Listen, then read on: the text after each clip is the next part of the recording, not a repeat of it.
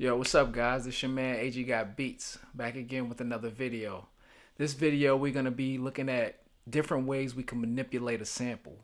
I came up with 5 different ways, but feel free to leave a comment and let me know the ways that you choose to manipulate your samples. Alright guys, we have a sample loaded up, and this particular sample is a drum break. So what we're going to do is loop it. And the reason why you would loop something is you have a long sample, but you only like a certain part of the sample. So in this situation, you would just take an individual slice and loop it. All right, so I'm gonna show you what I mean. So we have the sample loaded up.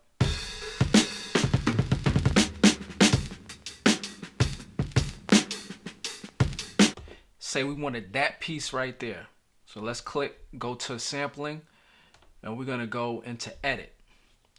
So let's zoom in on the sample. All right. Now we're going to find that piece. Let's see. This was a bunch of fill right here. So we're going to skip past that. All right. So say we wanted to start right here. All right. First, let's go ahead and let's change the polyphony. That way when we chopping it, it won't continue to overlap. So we change the polyphony, and let's change the choke group to 1. That way while we chopping the sample, we don't have to hear everything repeating. Okay, so now we have the part where we want to start at. All right, zoom in, and we had about, it was pretty good. So let's say that's the part we wanted to start at. And I'm going to zoom out.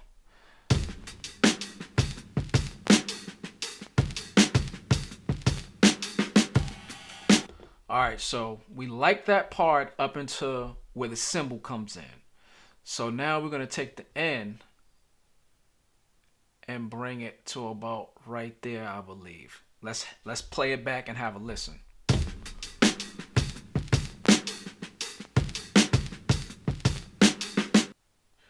Perfect. So let's say that's the loop right there that we want.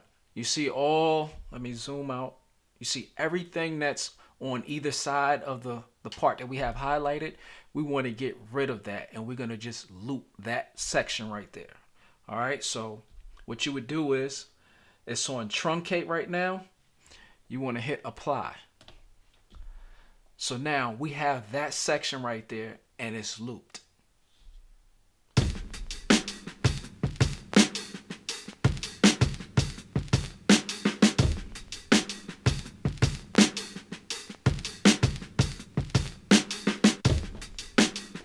And that's what you call a loop. All right. So say for instance, if we wanted to lay that down, because we want the drums to be our foundation of this particular beat.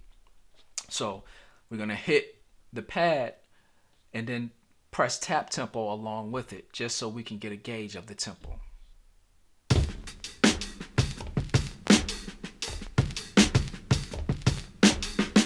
All right. And I believe they played these drum breaks live, so it might have a variance in tempo, but for the most part, I think it's around 81.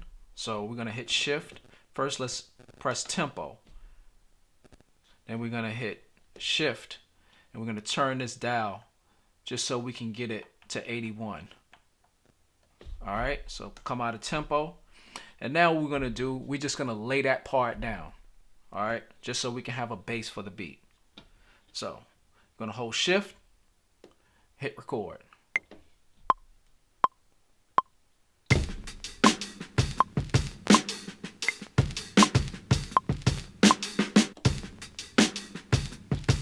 All right, so now we got it. So now we pretty much got it laid down. What we're going to do now is just play it back to see if it loops on beat.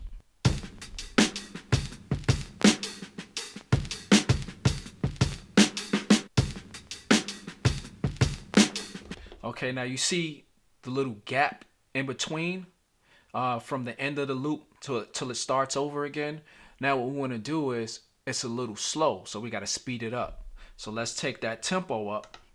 Let's try 82. and see if that works.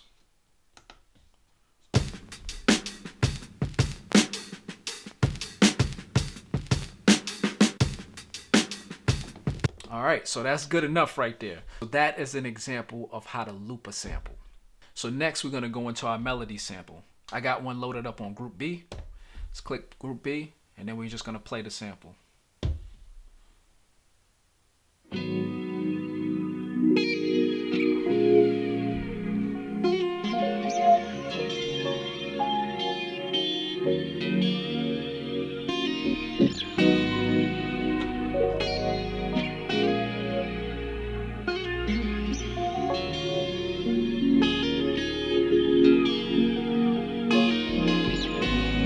All right, let's stop it right there. Again, when you first come into your sample, the polyphony is going to be set at 8. So when you hit it,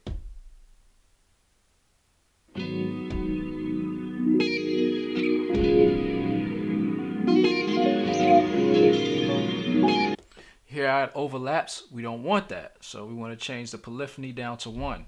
Now we're going to start manipulating this sample. But first we want to trim out the silence part in the beginning.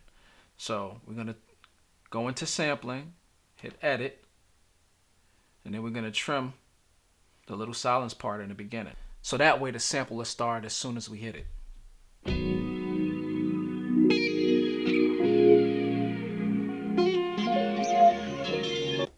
All right, so we got that out the way. So the next way you can manipulate a sample is by tuning it or pitching it. And pitching a sample, you can take it up or down, and it just all depends on what sounds good to your ear. So let's go ahead and play around with it and see how this works.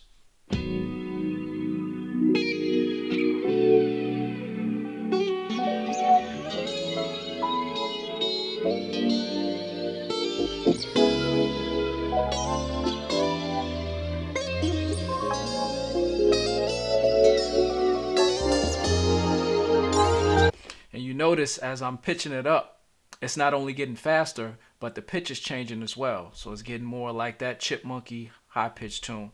And same goes for down. Let's try pitching it down.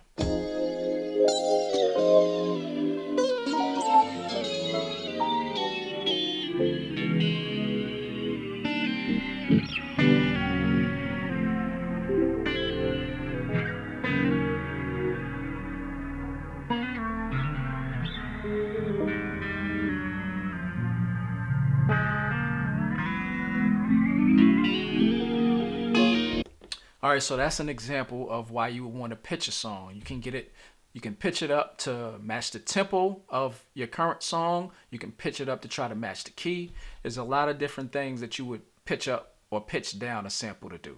All right, so we're going to set that back to 0. Now we're going to go into the third way of manipulating a sample. You just reverse it.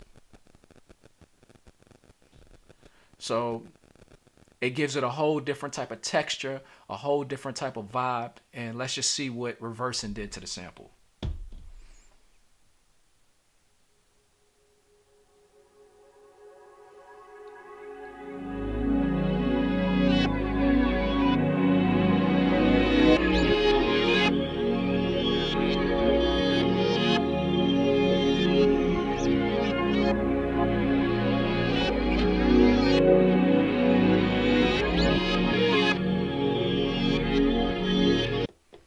That's crazy. That's crazy. All right, so that's reversing the sample, and again, you can chop that up, which we'll be getting to in a second. But yeah, so that's reversing the sample.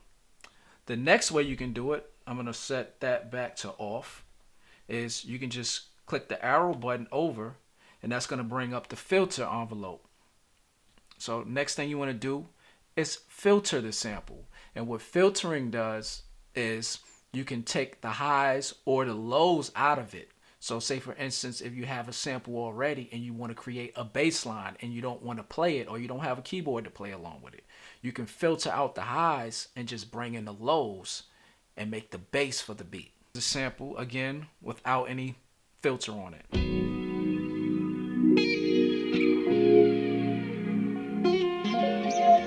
All right, so let's say we wanted to put the low pass filter on it.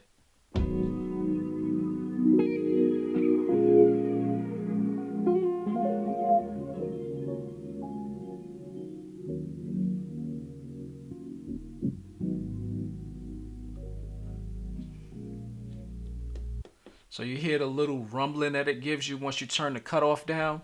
That's pretty much why you would use filtering for that. It also can give you that underwater sound as well. So that's another way to use low pass filter. The other way would be to create a high pass filter. So, and what this does is allow you to cut off the lows. That way your drums can cut through the mix, and then you can create your own bass line where you don't have to follow behind the bass line in the sample. So I'll give you an example.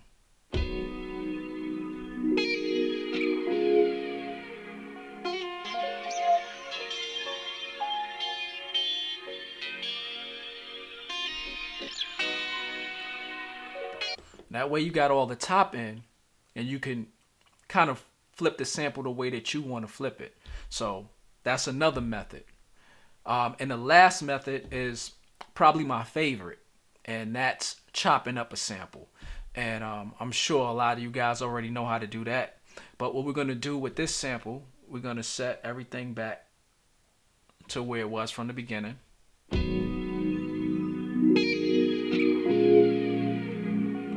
All right, so we have our sample.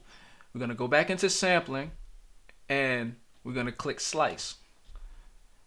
And this particular way I'm going to slice it is I'm going to use the feature of Maschine where you can just slice it by hitting the pads. Now we're going to slice our sample by hitting every pad while the sample is playing. So here we go.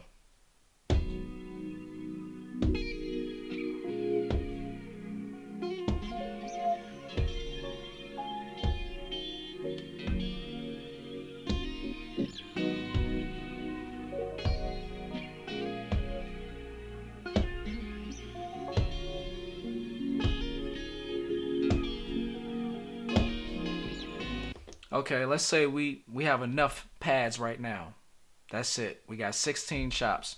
And again, you have to go in and, line everything up. But I'm just trying to show you why you would use these particular methods. So here we go. Our first chop, second, third, fourth, fifth, sixth, 7, 8.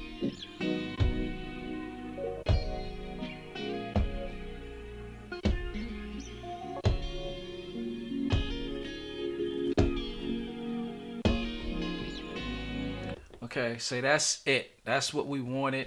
Now what we can do is apply, and that will create another group, and that way you can use these samples to rearrange it and do whatever you want to do with it. So we'll click apply, and then we're gonna hit group C and hit OK.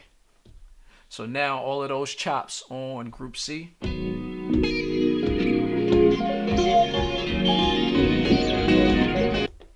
What I forgot to do was set the polyphony. The easiest way to do that is to go into select, and we're going to click all. All right, so that way everything is highlighted. Now we want to set polyphony to 1, and then we're going to go into pad mode and set choke group to 1. So now what that did was allowed us to edit every pad in the group at the same time. That way we didn't have to go in and do each individual pad. All right, so that's pretty much it. And now if we wanted to incorporate all of that together, we can go in, we can cut reverse on. So now when we play in the samples,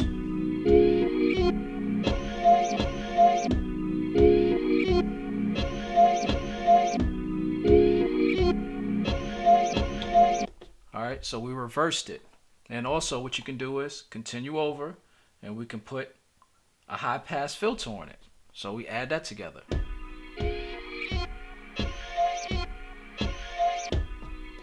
All right, and then say for instance, if we like that how it's sounding, we can actually go in again and pitch it up.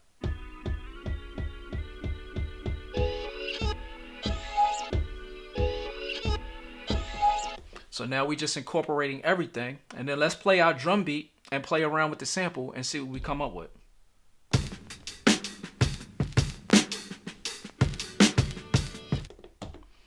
All right, we want to clear out. Let's go here, because when you chop it up, sometimes it'll create a pattern for you. We don't want that pattern. So let's go in. We're gonna, restart. We're gonna play our drum beat and let's see what we can come up with.